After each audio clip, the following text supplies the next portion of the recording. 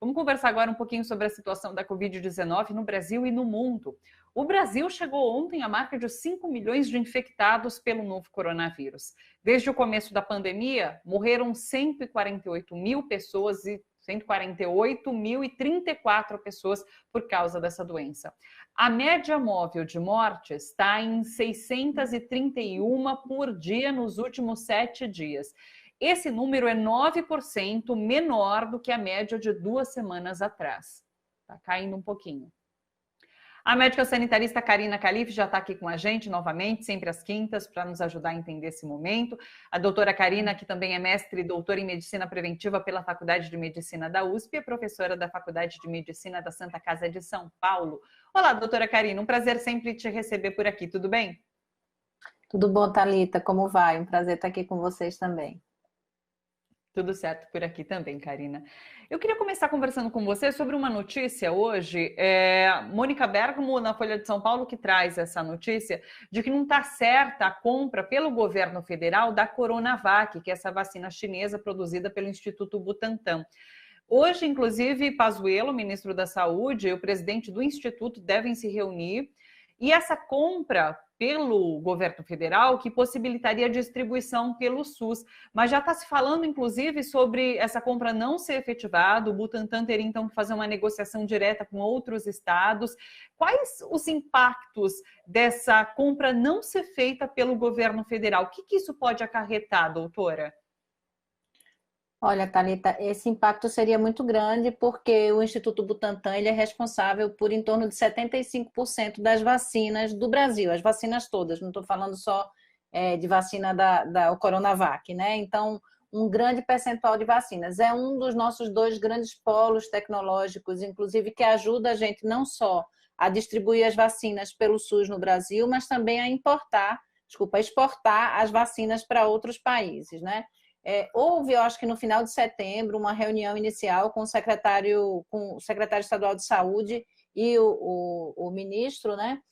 Com a intenção, eles assinaram uma carta de intenções que ainda não fechava. Eu acho que tinha algo em torno de 80 milhões, que é insuficiente para tudo que é preciso, que é necessário.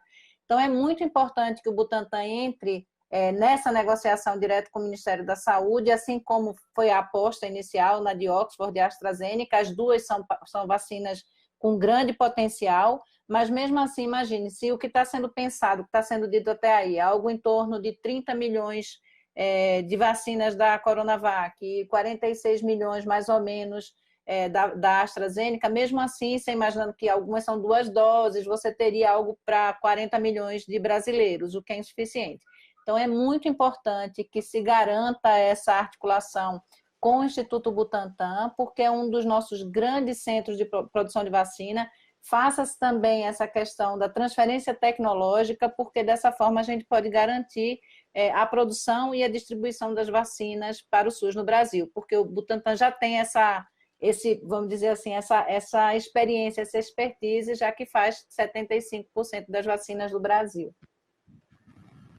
O presidente do Instituto Butantan pareceu bastante indignado, inclusive, sobre essa possibilidade do SUS não fazer essa compra e não distribuir essa vacina pelo país todo. Ele chegou a falar assim, não, seria o fim do SUS. É realmente muito preocupante.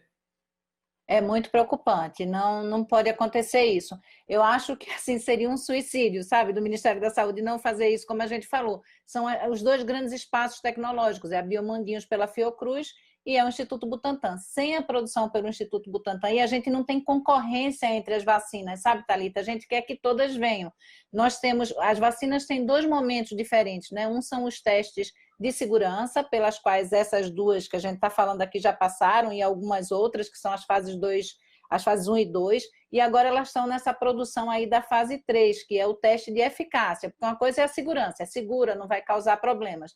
Outra coisa é a eficácia da vacina, ou seja, para que seja aceita, né, pela Anvisa, ela tem que ter pelo menos 50% de eficácia, ou seja, ser melhor. Você pega, sei lá, quando você faz essa parte do estudo, de cada 100 pessoas, são estudos duplo cego, ou seja, você não sabe quem tomou. Uma parte toma a vacina e a outra parte toma o que a gente chama de placebo. E ninguém sabe, nem quem tomou, nem quem aplicou, quem tomou a vacina ou não, para poder acompanhar. Então, se você tem, por exemplo, que nesses 100 que tomaram a vacina, o percentual de contaminação foi bem menor do que os que não tomaram, você tem uma vacina eficaz, né? Então, que tem uma eficácia de mais de 50%. Então, é bem importante que a gente tenha toda a possibilidade de produção. Não acontecer essa negociação com o Instituto Butantan, eu diria que é um desastre para a distribuição e produção, enfim, para que a vacina chegue em todas as pessoas no SUS no Brasil. Uma outra questão é em relação à patente dessa vacina. A notícia de que a Índia e a África do Sul estão sugerindo à OMC, que é a Organização Mundial do Comércio, a suspensão de patentes para a vacina da Covid-19. Isso porque a gente já tem a notícia de que países ricos já reservaram ou compraram metade da produção prevista das vacinas. Agora, no dia 15, vai acontecer uma primeira reunião em Genebra sobre esse projeto na OMC. E daí tem um detalhe, inclusive, que essa sugestão de suspensão de patente seria até que a imunidade de rebanho fosse atingida. Então, também não seria para sempre. Por que é importante? Eu vi, inclusive, que na época que se criou remédios contra a AIDS, essa patente também foi discutida e o Brasil, na época, apoiou esse fim da patente. E parece que agora o Brasil está tendo um posicionamento para que essa patente exista, para que ela não seja suspensa. Explica para a gente. Olha, Thalita, o Brasil sempre foi um líder de quebra da patente no sentido de ter um maior acesso, né, aos medicamentos, às vacinas. Então, você trouxe muito bem, sabe que o programa da AIDS no Brasil ele é reconhecido internacionalmente como a melhor intervenção, o melhor programa de políticas públicas em relação ao enfrentamento do HIV, da AIDS e tal, no mundo, né? Então, é muito bem visto. E uma das questões que foram feitas é essa, você garantir que seja quebrada a patente, ou seja, o Brasil pôde produzir o coquetel e pôde ofertar gratuitamente. Então, o Brasil tem essa história de liderança, né, em garantia de que o acesso aos medicamentos, a vacina, sejam feitas para todas as pessoas, né, de uma forma mais equânime, mais igualitária. Porque é diferente quando se você deixar isso do ponto de vista comercial, então eu acho importante, interessante essa iniciativa, né?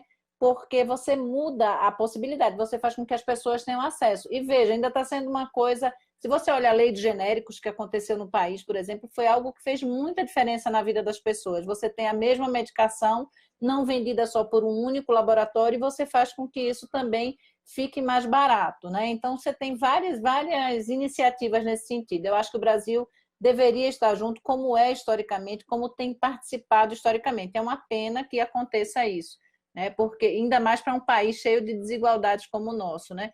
E ainda está sendo delicado, né? Porque, assim, gentil, é isso que eu estou querendo dizer, ou seja, enquanto for necessário, for atingida a imunidade coletiva, né? Que a imunidade coletiva de rebanho ela pode ser atingida por grandes contaminações, deixar o vírus soltos, o que é péssimo, porque a gente tem muitas mortes, enfim, o que a gente vem vendo acontecendo no nosso país, ou pela imunidade mais passiva, quando você vai aplicar as vacinas. É fundamental que isso aconteça.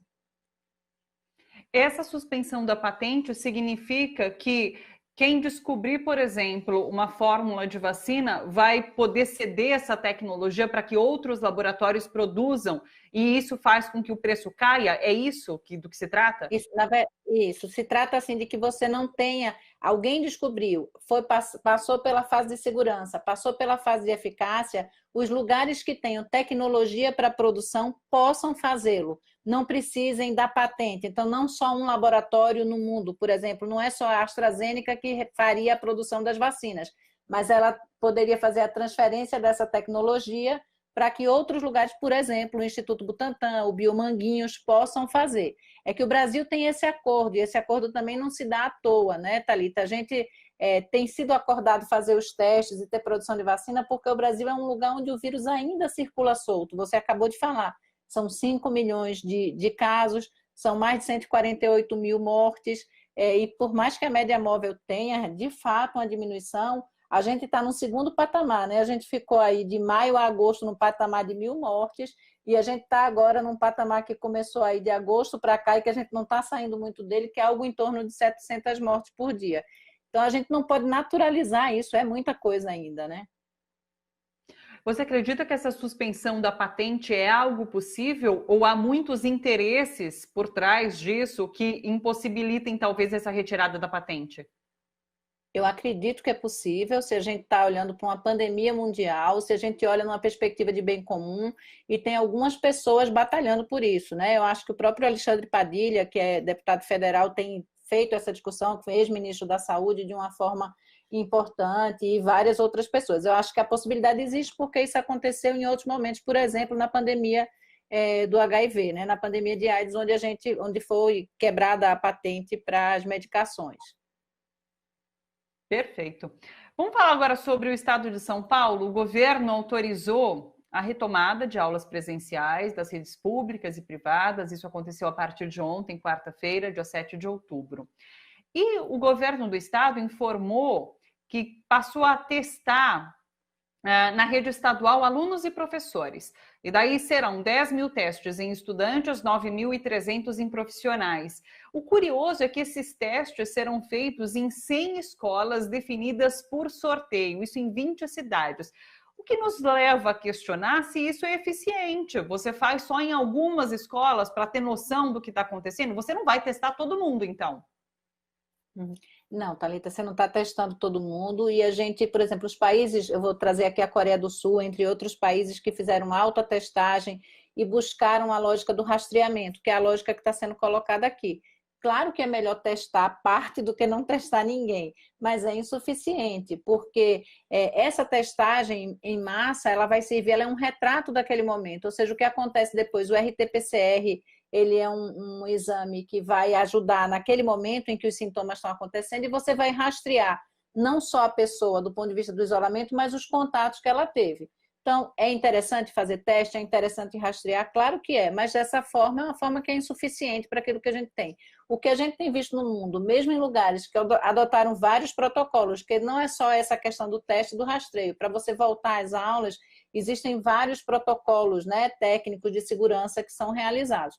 Se você me perguntar a minha opinião, eu acho que a gente não tem a menor condição de voltar às aulas nesse momento. Todos os lugares do mundo que voltaram às aulas tiveram aumento e lugares com muito mais condição de rastreio e de contato, né, de rastreio, não só saber quem são os contaminados, mas rastrear quem foram os seus contatos para assim não deixar isso ampliar, né? Então, em todos os lugares, a França teve um aumento, várias escolas foram fechadas. Eu acho que não é momento para a gente fazer isso, a gente não tem essa possibilidade e a gente tem que lembrar de uma coisa.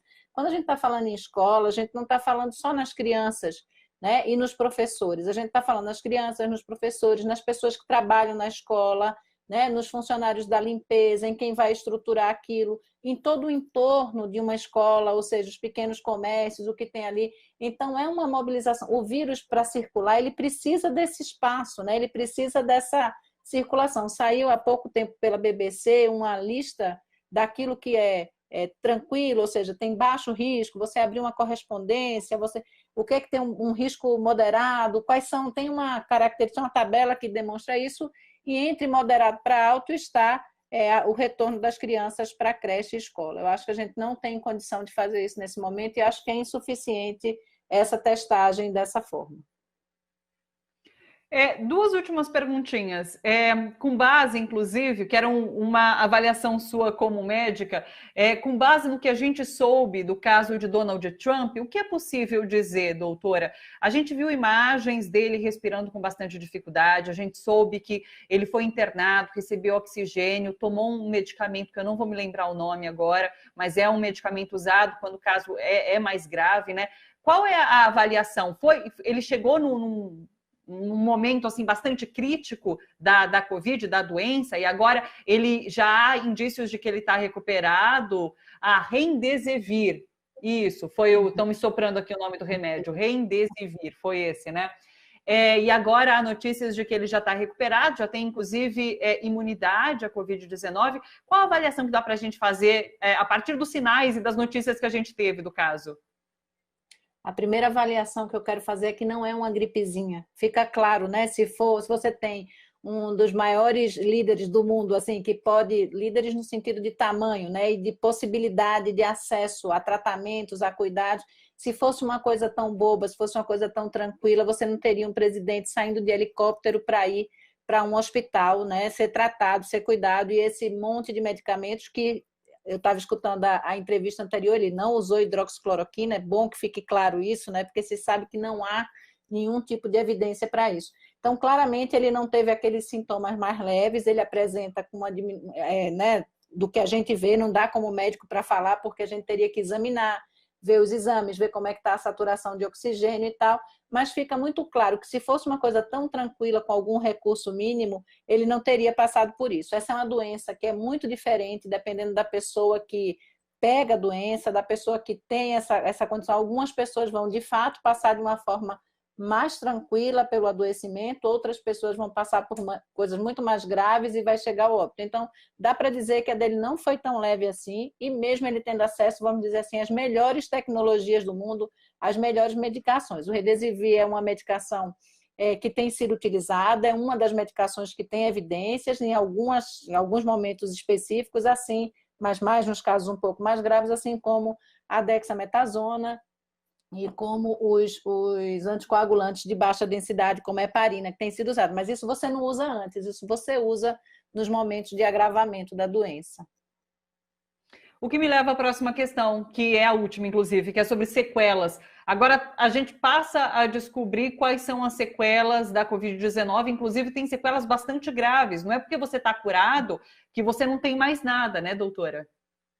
Exatamente, Thalita. É uma coisa importante, eu tenho falado isso, que apesar do tempo de pandemia, aparentemente ele ser muito longo, a gente já não aguenta mais estar em isolamento, né? As pessoas precisam começar a circular, tem toda essa questão da pandemia, mas fica muito claro que existem mais coisas do que a gente estava vendo. O tempo para a ciência é curto, então ele vai aparecendo, as coisas vão aparecendo. O que tem se visto é que existe uma coisa que está sendo chamada de síndrome pós-Covid, que são várias coisas que vão acontecendo no organismo, diferente para cada uma das pessoas, porque o SARS-CoV-2 é um vírus respiratório, então ele entra, né, pelas vias respiratórias, mas ele vai se distribuindo no corpo de formas muito diferentes, porque ele faz uma grande produção de citocinas, que produz uma grande inflamação no corpo para algumas pessoas. Então, é como se a gente fosse inflamando tudo. Esse processo inflamatório, ele pode ser muito difícil, tanto para a recuperação. Tem muita gente que, mesmo depois de alguns meses, algumas semanas, alguns meses pós a Covid, tem dificuldade respiratória, né? Tem ainda essa questão mais inflamatória nos pulmões. Tem uma questão também do aumento das doenças cardiovasculares ou do agravamento dessas doenças cardiovasculares. Tem uma outra coisa que é neurológica, tanto por isso que se perde o olfato, porque tem um tropismo ali pelo nervo olfativo, e que dependendo de como vai, ele também vai para outros espaços onde tem neurônios, então tem gente dizendo que fica esquecido, que tem um certo enuviamento assim no pensamento, não consegue se concentrar direito, então são várias coisas que a gente tem visto. Tem outras doenças virais que causam isso, a gente já viu aí a chikungunya durante muito tempo, muitas pessoas ficam, né, ainda com dores nas articulações, algumas situações de gripe, a gente tem aquela síndrome de Guillain-Barré com dificuldade, então assim, a gente ainda está conhecendo, ainda está vendo, mas fica claro que não é só o que a gente viu, assim, a gente passou pela Covid e está tudo certo, não. Muitas pessoas vão desenvolver situações que necessitam daquilo que a gente chama de reabilitação, o que é ainda mais recurso para as pessoas pessoalmente, para os sistemas de saúde, especialmente para o SUS. Vamos só fazer um último alerta. Agora, segunda-feira, feriado, né, dia 12 de outubro. Qual o recado que você deixa para as pessoas, doutora? Olha, Thalita, eu ainda estou naquela orientação de que a gente tem que diminuir o contato social. Então, a gente tem que evitar ir para lugares de aglomeração. Tem lugares que são mais graves, então você ir para a praia, você ir para shopping, ir para cinema ou para algum lugar, estádio, né, que as pessoas estão querendo voltar a fazer o futebol funcionar com plateia. Isso não faz o menor sentido, a gente não tem condições de fazer isso, porque é exatamente isso que o vírus precisa, de pessoas suscetíveis junto com outras pessoas que estejam contaminadas ali, e o vírus vai se multiplicar. A gente tem no Brasil, sim, uma baixa dos casos, do número de casos da média móvel, mas aí tem dois motivos. Um é a sazonalidade, a gente está entrando no verão, e o verão é um momento que os vírus respiratórios diminuem, e a gente ainda está nesse distanciamento. Se a gente começar a abrir muito, o vírus vai rodar e a gente vai ver, infelizmente, uma certa ampliação de casos, em que pese que a gente tem uma diminuição dos óbitos mesmo assim, porque a gente tem mais tecnologia, consegue lidar mais com isso, tem mais respiradores e mais, enfim, UTIs disponíveis. Mas eu sugiro que todo mundo, dentro da medida do possível, fique em casa, fique com as pessoas que já convivem e evitem as grandes aglomerações. Recado dado. Agradecidíssima mais uma vez, doutora Karina. Muito, muito obrigada. Até uma próxima. Um beijo grande para você. Obrigada, Thalita. Um beijo para todos. Obrigada para quem estava aqui nos escutando.